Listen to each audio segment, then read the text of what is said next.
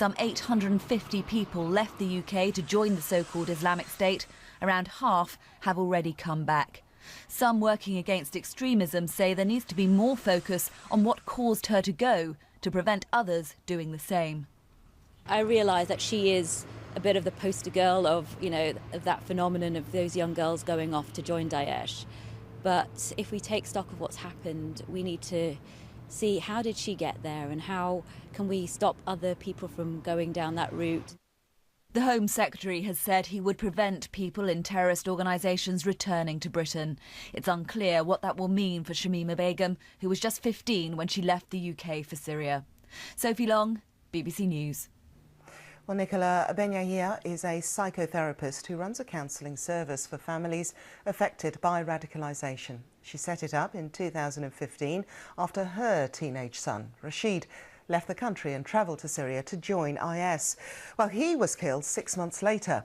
Earlier, she told my colleague Sean Lay what factors the government should consider about Shamima's case.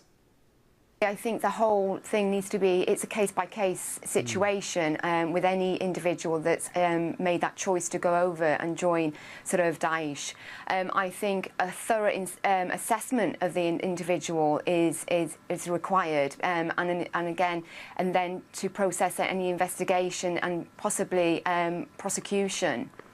A lot of people will have read the interview she gave to The Times and heard the remarks that she made, and they will feel, well, look, she isn't showing any signs of remorse. It's too great a risk to have her back here. What would you say to that? It's incredibly difficult to make that snap decision from just a video and from what the words that she says. That's why I said a thorough assessment of her would be required, because we're unsure whether she does actually have remorse from the words she's saying, because actually she could be actually suffering from the effects of PTSD or trauma. And also you have to remember, when somebody's out there, there's very much, they suffer from paranoia, and they fear people around them, and sort of, and I think that's what we need to bear in mind, because actually even with my son, when he was out there, this is the kind of thing that he was sort of showing, was this paranoid thoughts, because again, people are watching them and listening to everything they're saying, so she also may be filtering what she's saying because of that fact. What about then the sort of practicalities of this? If she is brought back to this country, she is interviewed, she's debriefed, however that is handled. What about dealing with the kind of psychological effects of what she's experienced, if she is to have any hope of resuming what most people would refer to as normal everyday life? I mean, I would hope. I mean, the UK is very equipped to be able to deal with sort of these interventions. So I would hope there would be a real wraparound sort of intervention for not just Shamima, but also her family, because I think my heart goes out to the family who have actually been sort of experiencing this for many years, and they are holding a life sentence themselves, and I would hope that they was being supported as well. Are you surprised that this seems to have come as so unexpected to people? Because after all, we've known a large number of fighters and supporters have gone to Syria, and we knew that Islamic State was on the point of being defeated. Do you think there should have been more preparation for this? I think certainly. I mean, we've been talking about this for a couple of years, about returnees and the complexity about it.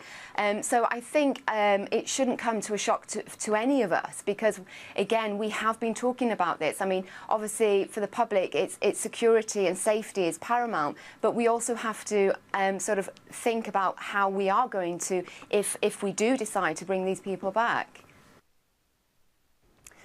My colleague Sean Lay was talking to Nicola Benyahia there. Now, a 27-year-old man has appeared in court charged with the murders of 3 elderly men in Exeter. Alexander Lewis Ramwell was before magistrates in the city. Our reporter Naomi Diamond gave us this update.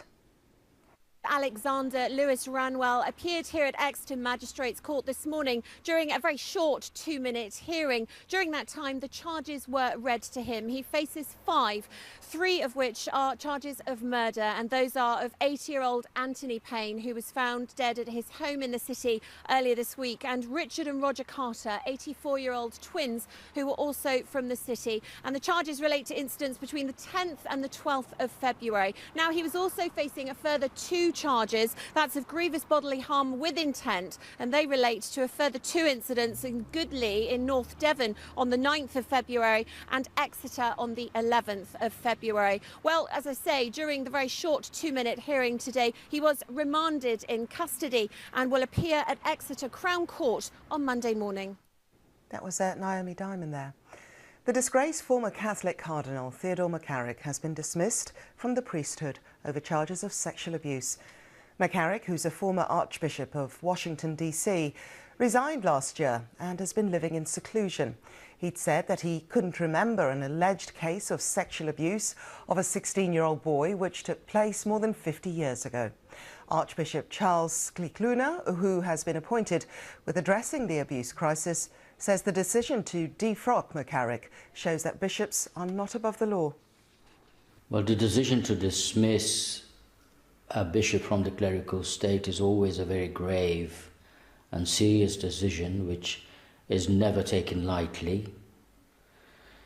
But it is also a very important signal that if we're talking about accountability for bishops, we're actually doing it. It's not talk. It's also, we're walking the talk. It is also a very important signal for us bishops that we are not above the law. We are servants and stewards of our people. A teenager has died 2 days after being stabbed outside a sixth form college in Birmingham. The 16-year-old had been on life support since the incident in the Highgate area on Wednesday. Another 16-year-old has appeared in court charged with attempted murder before the boy died. A planned visit by the Chancellor to China will now not go ahead.